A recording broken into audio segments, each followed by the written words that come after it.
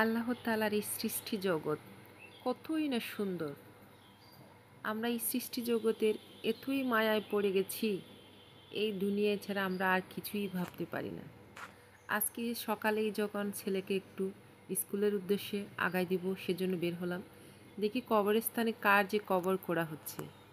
মনে মনে ভাবতে থাকলাম কার যে কবর খোঁড়া হবে। পরক্ষণেই জানতে পারলাম আমাদের পাশেই এক আপুর কবর খোঁড়া হচ্ছে। ওনাকে আমি অনেকবার দেখেছি, অনেকবার আমার বাসার সামনে দিয়ে যেতে দেখেছি, কিন্তু দুর্ভাগ্যবশত কখনো কথা হয়নি। শুনতে পেলাম তারই খবর করা হচ্ছে।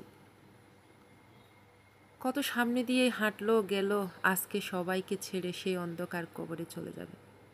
খারাপ তো লাগছে তার একটা ছোট্ট ফুটফুটে কন্যা সন্তানের জন্য, যার এই দুনিয়াতে আর আপন বলে কেউই রইল না। একদিন সবাইকে চলে যেতে হবে।